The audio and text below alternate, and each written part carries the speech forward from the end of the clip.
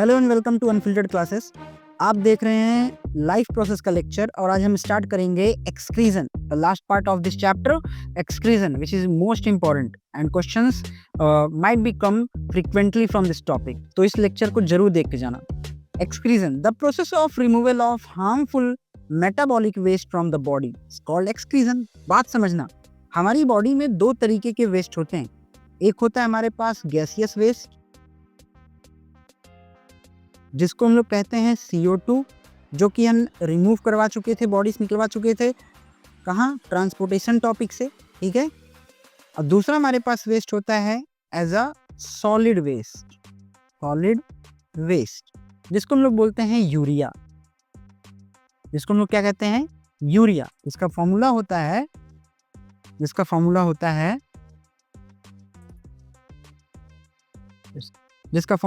है NH2 CO NH2।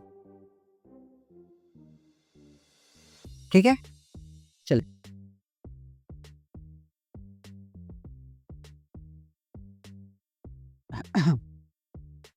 अच्छा, last lecture में एक दो बातें छूट गई थी, ध्यान समझिएगा। उसको मैं थोड़ा सा बता दे रहा हूँ। और लास्ट लेक्चर में हमें आपको एक दो बात बतानी थी कि हाँ, ब्लड प्रेशर क्या होता है। देखो, ब्लड जब हार्ट से निकलता है, जो वो जिस प्रेशर से वो वेसल्स को, जिस प्रेशर से वो आर्टरी वेन्स पे धक्का लगाता है ना, उसको हम लोग कहते हैं ब्लड प्रेशर। और ब्लड प्रेशर दो तरीके के होते हैं।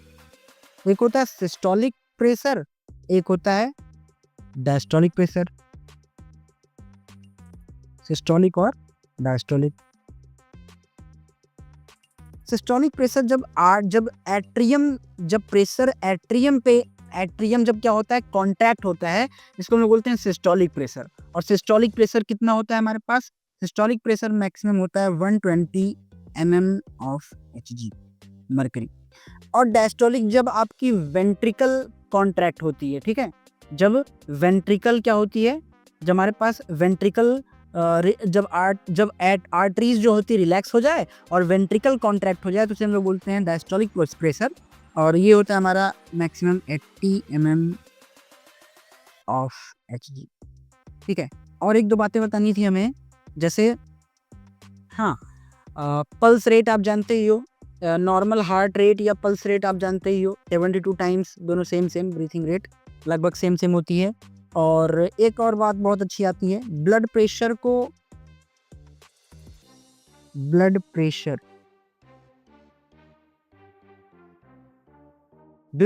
को जो काउंट करते हैं या फिर मेजर करते हैं, वो जो इंस्ट्रूमेंट होता है उसका नाम होता है जो स्फैग्मोमैनोमीटर।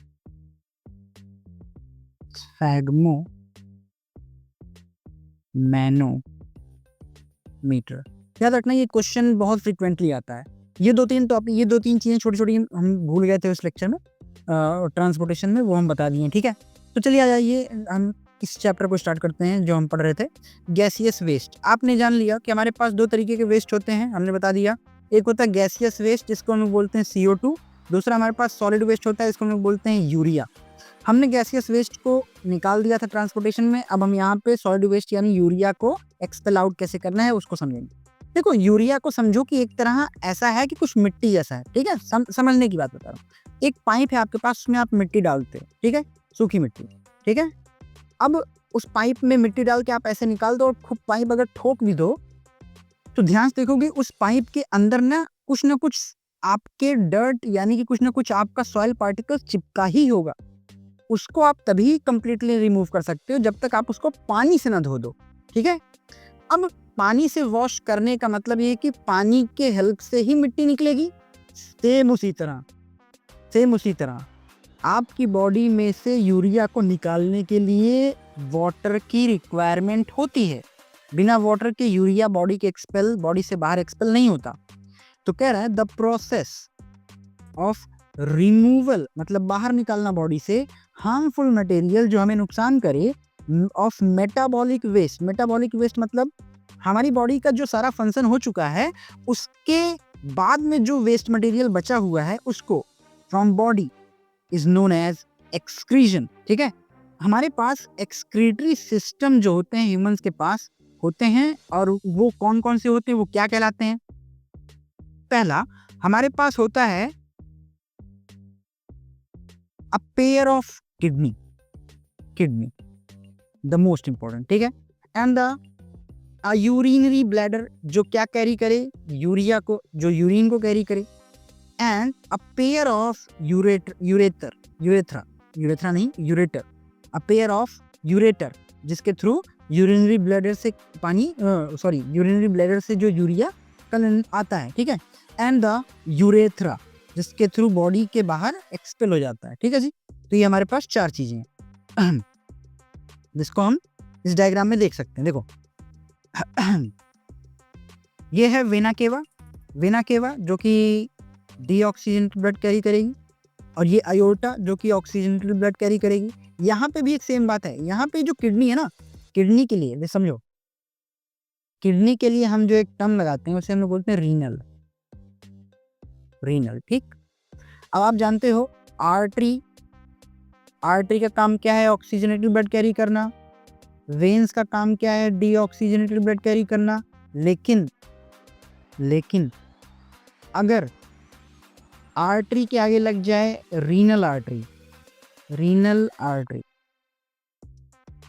तो फंक्शन उल्टा हो गया। अब ये CO2 ब्लड कैरी करेगी, और अगर यहाँ पे लग गया शब्द रीनल वेन, मतलब ये O2 ब्लड कैरी करेगी। इस चीज को ध्यान रखना बस। ये रही हमारे पास 2 पेयर ऑफ किडनी, आप देख पा रहे हो ये, ठीक है जी। और इसी किडनी से ये हमारा निकलता हुआ क्या है? यूरेटर, ठीक है। अच्छा देखो यहाँ पे दे भी दिया है, इसे बोल दिया ये देखो रीनल वेन, रीनल आर्टरी, ठीक है जी, रीनल आर्टरी, समझना। ये रहा यूरेटर, और यूरेटर मतलब किडनी से जो यूरिन को लाएगा, यूरेटर लाने का काम करेगा। कहाँ कलेक्ट करेगा? यूरिनरी ब्लैडर में, ये ब्लैडर में है, ठीक है। कौन करेगा? यूरेटर कैरी करवाएगा। याद रखिएगा यूरिनरी ब्लैडर के अप साइड में ऐसे छोटे छोटे ये जो डॉट डॉट मैं बना रहा हूँ ना, ये होते हैं रिसेप्टर्स। ये क्या होते हैं? ये होते हैं ये है रिसेप्टर्स। आर से रिसीव करने वाला और आर से रिसेप्टर्स, ठीक है। मतलब जब ये आपका पाउच भर जाएगा और इस रिसेप्टर पे यूरिया टच होने लगेगी आपका जो यूरिन है, तो ये ऑटोमेटिक हाइपोथैलेमस को मैसेज करेगा कि अब आपको पी आई है, यानी कि अब आपको यूरिन निकालना है। तो ये आगे चल के फर्दर यूरेथ्रा के थ्रू बॉडी के बाहर एक्सपेल हो जाएगा। तेरा urine production in kidney passes through the ureter in the urinary bladder where it is stored until it is released through the urethra, जो भी मैंने बताया। The purpose of making urine is to filter out the waste product from the body. Urine का बनने का एक ही purpose है कि आपकी बॉडी में यूरिया ज़्यादा इकट्ठा ना होने पाए और उसे बाहर निकाल दिया जाए। Urea which is produced in the liver, urea जो कि कहाँ रिलीज होती है? लीवर में। Each kidney has large amount of filtration until called nephron. जैसे ही हमने बताया था कि cell is a basic fundamental and functional structural unit of living body, उसी तरह याद करो हमने बताया था कि लंग्स की सबसे छोटी यूनिट क्या होती है? Fundamental functional unit alveoli. उसी तरह किडनी की सबसे छोटी फंडामेंटल फंक्शनल यूनिट क्या होती है? नेफ्रॉन्स। क्या होती है? नेफ्रॉन्स, ठीक है। Urea is being produced in liver, mark कर लो। अब ये एक नेफ्रॉन है आपकी दोनों किडनी में, आपकी लगभग एक किडनी में 1.5 मिलियन नेफ्रॉन्स होते हैं, लगभग 15 लाख के आसपास, सब छानने का काम करते हैं, ठीक है। इसे आप नेचुरल छन्नी भी कह सकते हो। हम एक नेफ्रॉन को एनालाइज करेंगे कि क्या है ये, ठीक है। चलिए देखिए होता क्या है, नेफ्रॉन के पास ये जो आप देख रहे हो, ये जो रेड कलर की देख रहे हो ना, ये क्या है? ये डर्टी ब्लड कंटेनिंग वेस्ट। इसमें क्या है? इसमें डर्टी ब्लड है, मतलब इसके अंदर यूरिया है, इसके अंदर यूरिया है, इसके अंदर यूरिया है, ठीक है। अब ये जो ब्लड है ना, ये जो ब्लड कैपिलरी है, ये जो है, ये देखो किसके आसपास ऐसे दबी हुई है? किसके आसपास है? ये है, ये जो आपको यहाँ पे येलो कलर का ऐसा स्ट्रक्चर देख रहा है, सी शेप, इसको हम लोग बोलते हैं बोमेन्स कैप्सूल। इसको हम लोग क्या बोलते हैं, बोमेंस कैप्सूल। और ये जो यहाँ पे आपको क्लचेस दिख रहे हैं ना, इसको हम लोग बोलते हैं ग्लोमेरुलस। क्या बोलते हैं, ग्लोमेरुलस। होता क्या है, ये जो ग्लोमेरुलस से वेस्ट मटेरियल को छान लिया जाता है, कहाँ पे, बोमेंस कैप्सूल के थ्रू। अब ये मटेरियल्स को छाना जाएगा यहाँ पे। जैसे इन मटेरियल्स को यहाँ पे छाना गया तो यहाँ पे फिल्टर कंटेनिंग, अब इसके अंदर क्या क्या छाना गया ध्यान समझिएगा। इसके अंदर ग्लूकोज होगा, एमिनो एसिड होगा, सॉल्ट होगा, वाटर होगा, यूरिया होगा। इन सभी चीज़ों को यहाँ पे फिल्टर आउट कर लिया गया है इस जगह पे, ठीक है। अब जैसे ही हम आगे बढ़ते हैं, जैसे यहाँ पे बढ़ते हैं आगे, तो इसमें कुछ इसेंशियल चीज़ें भी हैं, जैसे कि ग्लूकोज हो गया, एमिनो एसिड हो गया, कुछ इसेंशियल सॉल्ट्स हो गए, कुछ आपको वाटर भी ज़्यादा वेस्ट नहीं करना है, लेकिन यूरिया को निकालना है। देखो यूरिया अकेले छनेगा नहीं, देखो यूरिया को छानवाने के लिए इतने इसेंशियल चीज़ों ने अपना बलिदान दिया है, glucose, amino acid, salt, water ने। अब जैसे ही आगे बढ़ेगा मामला, तो यहाँ पे ब्लड कैपिलरीज देखो इसके आसपास जैसे घूमे पड़ी है, क्यों, ताकि आगे चलते चलते हम इसेंशियल मटेरियल जो छन गया था ग्लूकोज, उसको हम वापस ब्लड कैपिलरी को वापस दे भी सकें। तो देखो ना, ये एरो बता रहा है कि यहाँ पे रीएब्जॉर्प्शन हो रहा है, किस चीज का, यहाँ पे रीएब्जॉर्प्शन हो जा रहा है ब्लड कैपिलरीज में। रीएब्जॉर्प्शन किस किस चीज का हो जा रहा है, देखो, all glucose, all amino acid, most salt and most water reabsorb in the blood here. यहाँ पे जो आपका ग्लूकोज था, जो आपका एमिनो एसिड था, जो आपके मिनरल्स थे, जो आपके इसेंशियल सॉल्ट्स थे, उनका यहाँ पे क्या हो गया, उनका यहाँ पे हो गया रीएब्जॉर्प्शन। उनका यहाँ पे क्या हो गया, रीएब्जॉर्प्शन। ये वापस रीएब्जॉर्ब हो गया किसमें, देखो ना, ब्लड कैपिलरीज में। आगे जैसे मामला बढ़ता है, जैसे ही मामला आगे बढ़ता है, तो अब ये ब्लड कैपिलरी को अपना इसेंशियल सारे प्रोडक्ट्स मिल चुके हैं, इसेंशियल सारे प्रोडक्ट मिल चुके हैं। तो अब ये ब्लड कैपिलरी में यूरिया नहीं है, बाकी सारे इसके इसेंशियल प्रोडक्ट्स मिल चुके हैं। तो ये वापस ये साफ खून यानी क्लीन ब्लड जो है अब आपके बॉडी में सर्कुलेट हो जाएगा, ठीक है जी। लेकिन हाँ, अभी क्या है, आपके इस नेफ्रॉन में कौन अकेला बचा है, दो चीजें बची हैं, यूरिया और वाटर। अब आपकी बॉडी ये सुनिश्चित करती है कि कहीं अगर आप ऐसी सिचुएशन में हो जहां आपको प्यास लगी है, पानी की कमी है, तो ये क्या करेगा, ये ऑस्मो रेगुलेशन करवाता है। आपका जो ये यूरिया बनने वाला है, इसके अंदर से और वाटर निचोड़ के आपकी बॉडी के लिए होल्ड कर लेता है। तो यहाँ पे कहीं और एक्सेस वाटर का लॉस ना हो जाए, इसलिए यहाँ पे some water, some salt and all urea from urine. मतलब यहाँ पे अब सारी, यहाँ पे क्या बचेगा, यहाँ पे सिर्फ और सिर्फ कुछ पानी, देखो ना, सम वाटर, सम सॉल्ट, कुछ ऐसे सॉल्ट जो जरूरत नहीं है, और ऑल यूरिया, जितनी यूरिया थी सबको वापस भेज दिया जाएगा, मतलब छान दिया जाएगा, कहाँ पे, कलेक्टिंग डक्ट में। इसको हम लोग बोलते हैं यूरिनरी फ्रॉम ट्यूब्यूल, इसके ही अंदर ये कलेक्ट हो जाएगा। अब समझिएगा, और भी जो नेफ्रॉन्स है वो सब भी इसके अंदर ही अपना एक्सट्रैक्ट डालेंगे। ऐसे ऐसे बूंद बूंद बूंद बूंद बूंद फिल्टर होते होते होते होते यूरिन कलेक्ट हो जाता है, और वो यूरेटर के थ्रू यूरिनरी ब्लैडर में चला जाता है। तो ये रहा फंक्शन सिंप्लीफाइड वे में आपकी किडनी का, आपके नेफ्रॉन का। हमको उम्मीद है कि ये सारी बातें आप सभी को समझ में आ गई होंगी। एक बार आप प्लीज इस वीडियो को पीछे से करके फिर से देख लेना, अगर ना समझ में आई तो। समझ में आया? चलो, कह रहा था urine formation involve 3 step. Urine formation 3 steps में होती है। पहला ग्लोमेरुलर फिल्ट्रेशन में, ग्लोमेरुलर फिल्ट्रेशन में क्या होता है, नाइट्रोजनस वेस्ट जो होते हैं और ग्लूकोज वेस्ट और वाटर एमिनो एसिड फिल्टर हो जाते हैं एक साथ ब्लड में से, कहाँ, बोमेंस कैप्सूल में फिल्टर हो जाते हैं नेफ्रॉन के थ्रू, ठीक है जी। देन आगे होता है ट्यूबुलर रीअब्जॉर्प्शन, क्योंकि भाई साथ में ग्लूकोज भी तो निकल चुका है।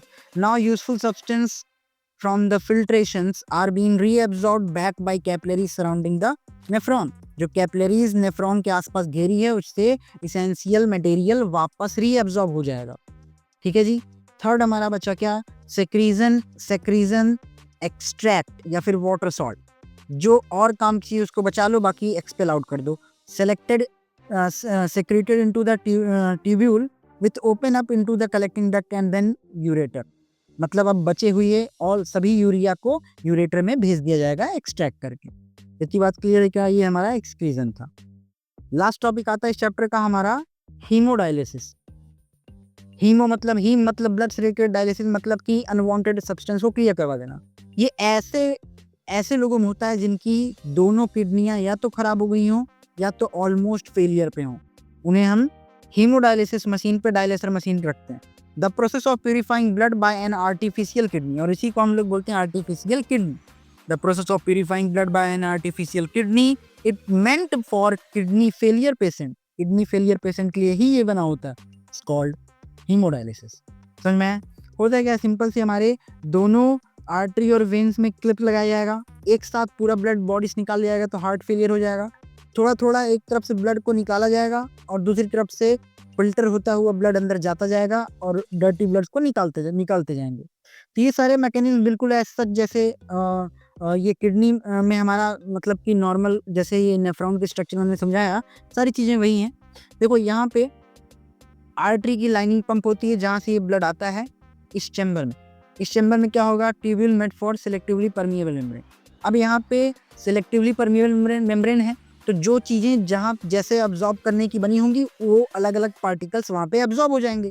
जो बचा हुआ ब्लड है यूज्ड डायलेशन, अच्छा इसमें एक्सट्रैक्ट आ जाएगा। यहाँ पे हम यूज़ करेंगे डायलेसिंग सोल्यूशन को, और यहाँ पे डायलेसिंग सोल्यूशन आएगा, ड्रॉप वाइज ड्रॉपलेट्स निकल जाएगा, और यहाँ पे फ्रेश डायलेसिंग सोल्यूशन निकलता, यहाँ से हम डालते जाएंगे। एक्सट्रैक्ट यहाँ पे हमारा लास्ट में जो हमारा जो परफेक्टली क्लीन ब्लड होगा, इसको हम लाइनिंग करके वापस बॉडी में इंजेक्ट करते जाएंगे। ठीक है, ये हमारा सिंपली हमारा ये है हीमोडायलिसिस हो गया। ठीक है, नाउ एक्सक्रीजन इन प्लांट्स में एक्सक्रीजन कैसे होता है? देखो प्लांट्स में एक्सक्रीजन होता है through oxygen, CO2 and water के एक्सचेंजमेंट से, थ्रू स्टोमेटा, या फिर हम कह सकते हैं इसी को ट्रांसपिरेशन। कह रहा कि अदर वेस्ट में be stored in leaves, barks while fallen of the plant. कभी कभी आपने देखा होगा कोई लोग बोलते हैं प्लांट बूढ़ा हो जाता है तो कुछ एक रेजिन्स या गम्स निकलती हैं, वो सारा क्या है, एक तरह का एक्सक्रीटा है, ये एक्सक्रीटा ही है। Plant excrete some waste in the soil around them, some gums, some resins, या फिर ओल्ड जाइलम्स आपको जो दिखेगा वही उनका एक्सक्रीटा होता है। Some metabolic waste like forms crystals of calcium oxalate in the leaf of colocasia, या फिर स्टेम ऑफ जमीन कंद में भी आप देख सकते हैं, जमीन कंद और कोलोकेसिया भी ये कैल्शियम ऑक्सलेट के फॉर्म में भी एक्सपेल होते हैं as a excretory product in plants. ठीक है, तो इसी के साथ आपका चैप्टर खत्म होता है। कुछ एक्सरसाइज बेस्ड क्वेश्चन दे रहा हूँ, आप स्क्रीनशॉट ले लो। ये 1 मार्क से क्वेश्चंस हैं, कुछ इंपॉर्टेंट क्वेश्चंस हैं, प्लीज इनको आप स्क्रीनशॉट करो इनका। ये 1 मार्क से क्वेश्चंस हैं, और देन यहाँ पे ये शॉर्ट आंसर्स 2 मार्क्स के हैं, स्क्रीनशॉट ले लो। देन उसके बाद ये हमारे 2 मार्क्स और हमारे लॉन्ग आंसर्स। इन सभी क्वेश्चनों का हम आंसर आपको टेलीग्राम पे भेज देंगे, दे देंगे। ये नोट्स भी आपको वहाँ मिल जाएगा, लिंक आपको डिस्क्रिप्शन मिल जाएगी। उम्मीद करते हैं ये लेक्चर आपको बहुत अच्छा लगा होगा, ये चैप्टर आपको समझ में आया होगा। जो भी आपका डाउट हो, जो भी आपका सुझाव हो, सजेशन हो, प्लीज़ ज़रूर कमेंट करें, क्योंकि आपका एक कमेंट, एक लाइक, एक शेयर जो है बहुत मोटिवेट करता है हमें। और उम्मीद करते हैं आप सभी को सारी चीज़ें समझ में आई होंगी। मिलते हैं आप सभी से नेक्स्ट चैप्टर के साथ। Till then stay healthy.